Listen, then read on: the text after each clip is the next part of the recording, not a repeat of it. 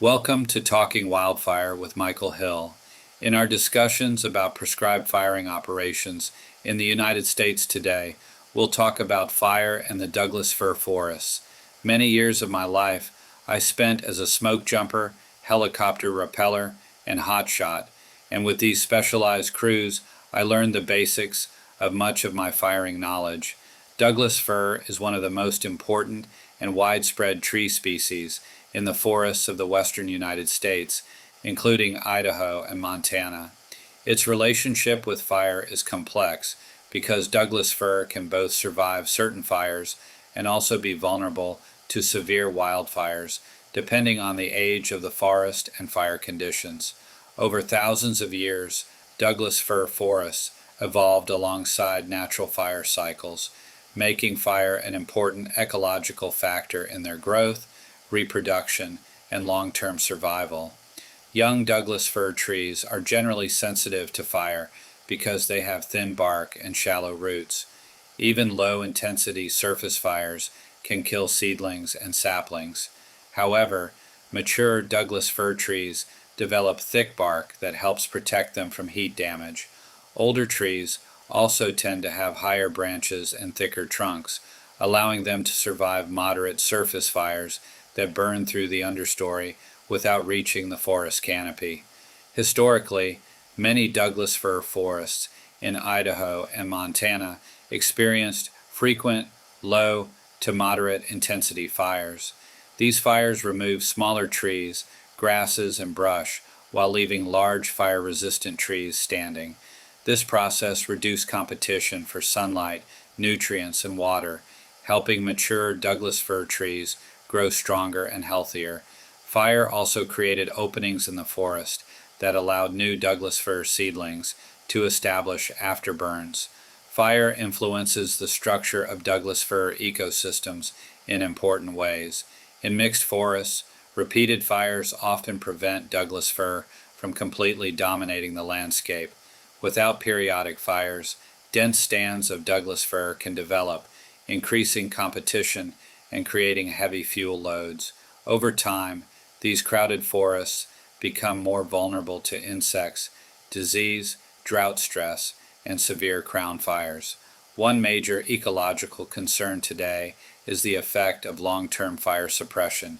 During the 20th century, many natural fires were extinguished quickly to protect timber and communities. As a result, Douglas fir forests in parts of Idaho and Montana became denser than they were historically. Thick accumulations of dead wood and undergrowth now allow fires to burn hotter and spread into the forest canopy. Severe crown fires can kill even large, mature Douglas fir trees and may damage soils so badly that forest recovery becomes difficult. Douglas fir forests also provide important wildlife habitat after fires.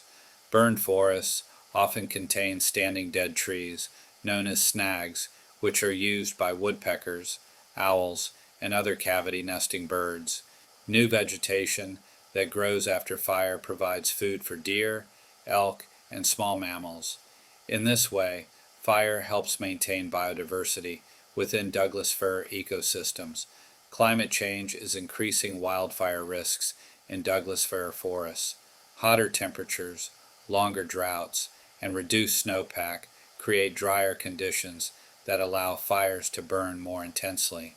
Scientists and forest managers now use prescribed burns and thinning projects to reduce fuel buildup and restore more natural fire patterns in Douglas fir ecosystems.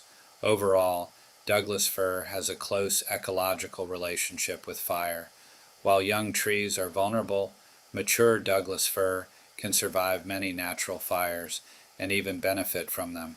Fire helps regulate forest density, recycle nutrients, create wildlife habitat, and maintain healthy forest ecosystems.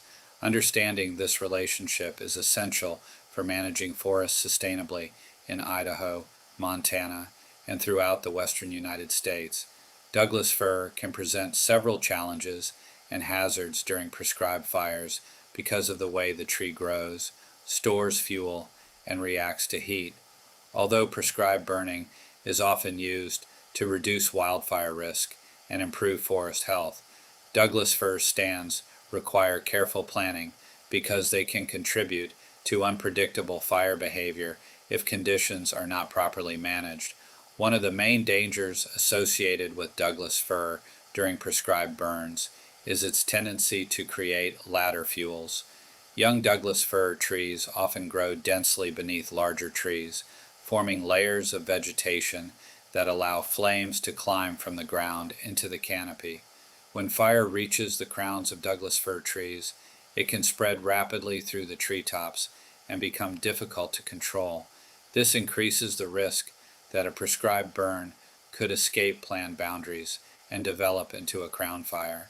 Douglas fir needles and small branches are also highly flammable when dry. Dense accumulations of fallen needles, dead branches, and woody debris beneath Douglas fir stands can produce intense heat during ignition. These fuels may create torching behavior, where individual trees suddenly erupt into flames. Torching can throw burning embers long distances, increasing the risk of spot fires outside the burn area. Another danger involves resin and pitch contained within Douglas fir wood and bark. Douglas fir trees contain flammable sap that can ignite explosively under high temperatures. During firing operations, burning pitch pockets may produce flare-ups, sudden bursts of flame, or rolling embers that threaten firefighters working nearby. Heavy Douglas fir stands may also create poor visibility during prescribed burns. Thick smoke generated from dense needle litter and woody fuels can reduce visibility for firing crews, equipment operators, and aircraft. Smoke management is especially important near roads, communities, and valleys where smoke can settle overnight. Dead or diseased Douglas fir trees present additional hazards.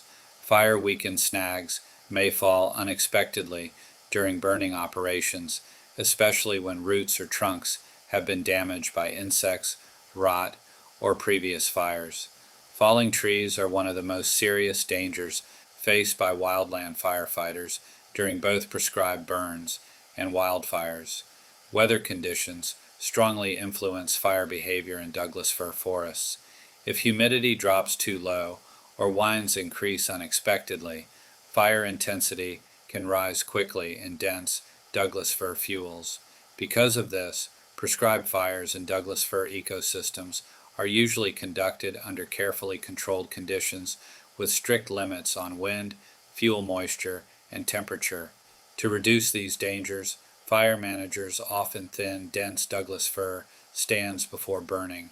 Removing ladder fuels and excess dead material helps keep fire on the ground rather than in the canopy. Crews also establish fire breaks, monitor weather closely, and use carefully planned ignition patterns to control fire intensity and spread. Despite the hazards, prescribed fire remains an important tool for managing Douglas fir forests. When conducted safely, it reduces fuel buildup, lowers the risk of catastrophic wildfires, improves wildlife habitat, and restores healthier forest conditions. However, Douglas fir ecosystems require skilled fire management because their fuel structure and fire behavior can become dangerous if burns are not carefully planned and supervised. We're doing this for all of you. If you like what we're doing, please give us a thumbs up, hit the subscribe button, and leave a comment below. See you next time.